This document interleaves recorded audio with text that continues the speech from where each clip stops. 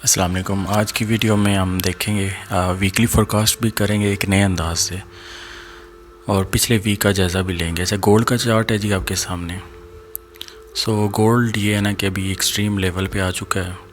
अब इसकी ये 2000 वाला, अभी 2000 या 2010 ये एक लेवल है, स्ट्रॉन्ग लेवल है।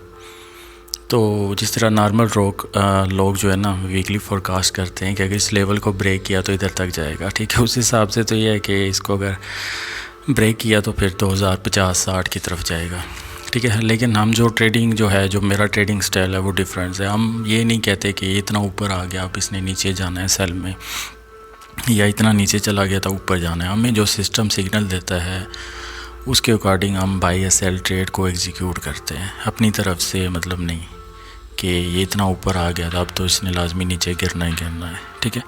नो डाउट कि लेवल स्ट्रॉन्ग है, ठीक है। पिछले वीक का भी हम जायज़ा लेंगे कि मंडे से फ्राइडे तक जो इंट्राडे सिस्टम है मेरा, ठीक है, इंट्राडे की टेम्पलेट है, उसने कैसा परफॉर्म किया। स्पेशली अगर गोल्ड है तो गोल्ड को हम सिर्फ न्यूयॉर्क सेशन में देखेंगे कि आया जैसे न्यूयॉर्क सेशन ओपन हुआ तो वहाँ पे क्या किया। मंडे वाले दिन न्यूयॉर्क सेशन ओपन हुआ 15 के बाद, क्योंकि 3 घंटे का भी डिफरेंस आ गया। तो रेड कैंडल्स थी, तो जैसे ही उन्होंने बैंड्स को ब्रेक किया इसके साथ जो कन्फर्मेशन थी, तो वो ट्रेड मतलब सीधी प्रॉफिट में गई, लास्ट में नहीं गई।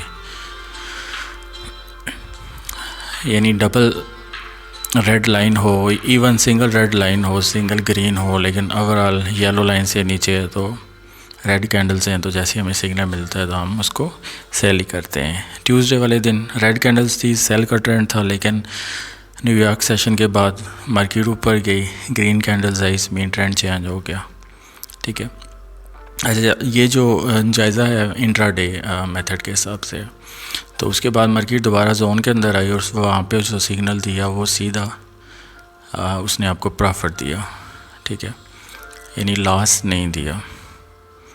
फिर उससे अगले दिन बुध वाले दिन न्यूयॉर्क सेशन जैसे स्टार्ट हुआ तो ग्रीन कैंडल्स चल रही थी, लेकिन ग्रीन साथ ही वो रेड कैंडल चेंज हुई और उसने जो हमें पहली ट्रेड थी वो सीधी प्रॉफिट में गई। और उससे अगले दिन थर्सडे, चूँकि यूएस हॉलीडे था, तो मार्केट बिल्कुल जो है ना वो आपको पता है मूव ही नहीं हुई है। लेकिन फिर भी ग्रीन कैंडल्स थी तो ओवरऑल वो हमें बाय करना था, लेकिन बाय में तो मार्केट गई नहीं है, बिकॉज बैंड्स को जो बॉर्डर्स एरिया उसको नीचे की जानब ब्रेक किया, तो वहाँ पे तो हम सेल नहीं कर सकते बिकॉज ऑफ ग्रीन कैंडल्स। मतलब थर्सडे तो आपको पता है ऐसे ही है। फ्राइडे वाले दिन भी मार्केट में इतनी ख़ास मूवमेंट नहीं हुई, लेकिन जैसे न्यूयॉर्क सेशन स्टार्ट हुआ तो वो ग्रीन कैंडल्स आ गई, ठीक है, और वहाँ से हमें सिग्नल मिला और सीधी मार्केट ने आपको प्रॉफिट दिया। अच्छा, ये कैंडलस्टिक वाला सीन नहीं है कि वहाँ पे अगर एक पिन बार या डोजी को एक बंदा बुलिश देख रहा होता है तो दूसरा बंदा उसको बैरिश देख रहा होता है, एक बंदा बाई की ट्रेड ले रहा होता है, दूसरा सेल की। इसमें तो सीधा सीधा सिंपल और टू दी पॉइंट एक लॉजिक के साथ एक खुलिया है कि यानी ग्रीन कैंडल्स हों, आपको कंफर्मेशन मिल रही है, ओवरऑल ट्रेंड हायर हाई बना रहा है, टू स्मॉल डॉटेड जो लाइन है वो ग्रीन है, एटलीस्ट एक ग्रीन है, तो आपको जैसे नीचे सिग्नल से भी कंफर्मेशन मिलती है आप एंट्री ले सकते हैं।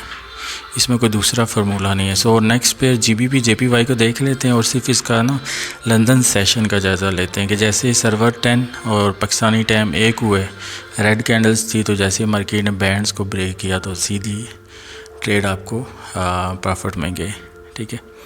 और उससे अगले दिन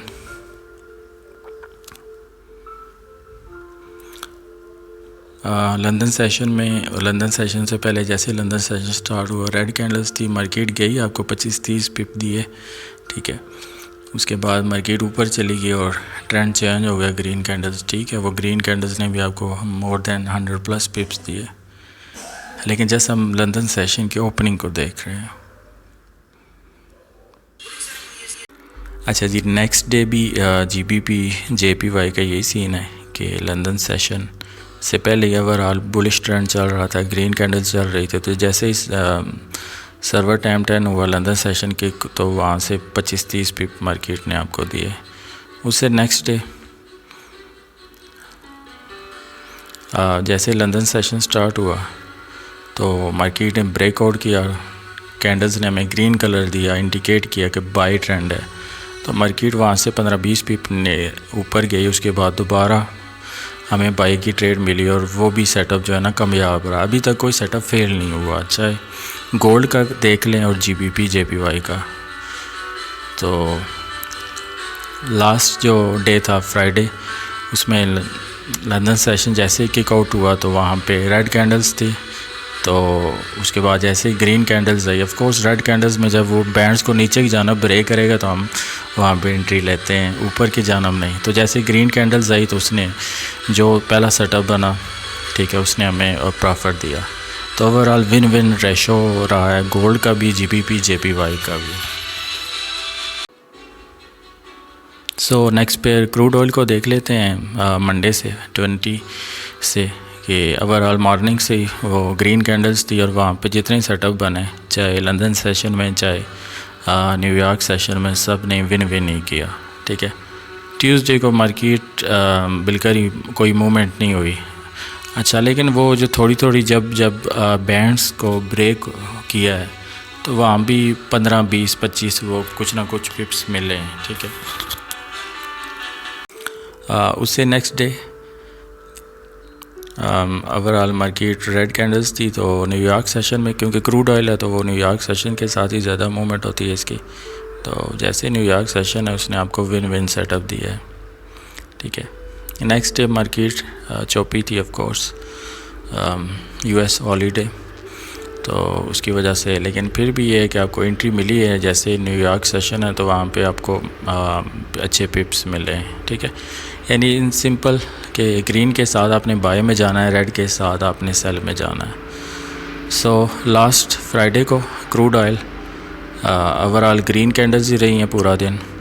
तो न्यूयॉर्क सेशन पे वो मार्केट नीचे आ रही थी, लेकिन जब जैसे उसने वो बैंड्स को ब्रेक किया और वहाँ पे वो ट्रेड ने आपको मतलब प्रॉफिट में ही गई है। तो मतलब देख लें आप सिस्टम की एक्यूरेसी के वर्जन 4 जो है वो कितना बेहतरीन जो है ना एक्यूरेट काम कर रहा है, कितना अच्छे से ट्रेंड को कैच कर रहा है। लास्ट पेयर US 30 देख लें, इसमें न्यूयॉर्क सेशन में विन विन सेटअप्स हैं। और फिर ट्यूसडे जब मार्केट बिल्कुल चौपी थी वहाँ भी 20-25 वो पिप्स वो मतलब देखे गया है। वो छोटी छोटी जो मूवमेंट्स हैं जब बैंड्स को उसने ब्रेक किया है।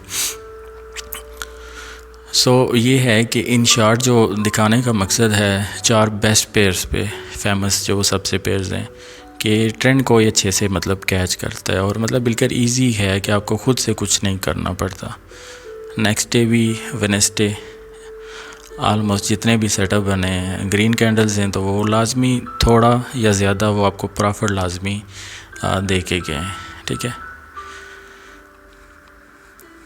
और फिर थर्सडे तो आपको पता है बैंक हॉलीडे था, लेकिन बैंक हॉलीडे US जो उसमें मार्केट बंद थी, लेकिन फिर भी ग्रीन कैंडल्स थी तो वो मार्केट ऊपर ही गई है। तो वो कुछ ना कुछ पिप्स आपको मिले हैं, हालांकि मतलब ट्रेड करने वाला दिन नहीं था थर्सडे को, लेकिन ओवरऑल चूँकि ट्रेंड को कैच करके आपको वो कैंडल्स का कलर उसी हिसाब से दिखाता है, बाई के लिए ग्रीन और सेल के लिए रेड, तो उसी हिसाब से मतलब अच्छी मार्केट है। और लास्ट फ्राइडे जो है इसमें मॉर्निंग टाइम भी आपको, और फिर जैसे न्यूयॉर्क सेशन स्टार्ट हुआ तो जैसे ही बैंड्स को ब्रेक किया है तो पहला भी सेटअप आपको कुछ पिप्स दे गया और सेकंड ने तो लाजवाब आपको अच्छे पिप्स दिए।